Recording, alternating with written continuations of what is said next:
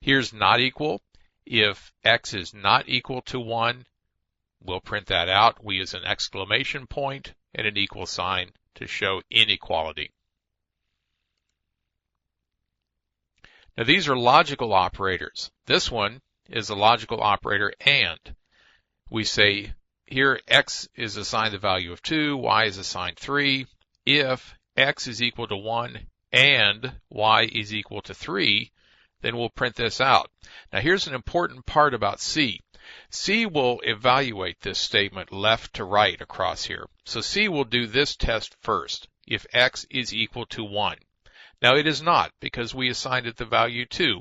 So this test will fail right off the bat. C understands that you're using an and, 2 ampersands together, and that both of these have to be true for the whole statement to be true. So since this has already failed, this statement will quit early and will drop right down here, and we will never evaluate this right side over here. So you're going to see later how you can modify things while you evaluate them. If you try to modify something while you're evaluating over here, this modification will never get done. Like if you try to increment y, or you try to add a value to it, or who knows what you want to try to do over here. Just be aware that using this logical operator like this and, you won't get there if the left side of the logical operation is false. Here's an or. If x is equal to 2 or y is equal to 3, then we would print this out. X is equal to 2 or y is equal to 3. Now, in this case, we don't have that problem with the left side being evaluated first and then the right side, because C understands that with an or, it needs to check both sides. So we'll look to see, is x equal to 2? And whether it is or not, we know because this is an or, we still need to look over here and see if this side is in fact true or valid.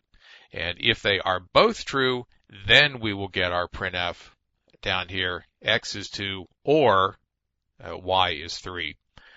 Either one. If either one, I want to make sure I said that right. If either one of these is true, this is an or, this or that is true, then we will satisfy the test and we will come down here. X is 2 or y is 3. Now here we saw this unary negation, or half of it earlier. We saw an exclamation point and an equal sign for not equals. Well, this is a not by itself. The unary negation. We call it unary because it works on a single operand. It doesn't need two things to compare. So it's unary negation. Here we say if this result, and what we're doing is we're trying to see if that variable result is non-zero. If it is non-zero, we consider it to be true. If it is 0, a null value or 0 value, then it is not true and the if will fail, and we will not go in and execute the statement after the if. So we say if result, we would print out result is non-zero, if this is in fact the case. Down here, if not result, this printf will happen if the result is equal to 0, because the not reverses whether it's 0 or non-zero. So we would print out that the result is in fact 0 by doing a not result.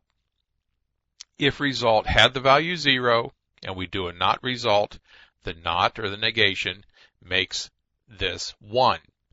If result is anything but 0, the not leaves it alone, and we don't wind up down in here. We have not result.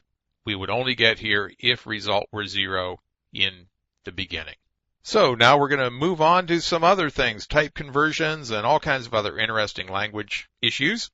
And I will even have some tasks for you at the end, a little bit of homework for you to do when we get to the end of this chapter. So hang in there.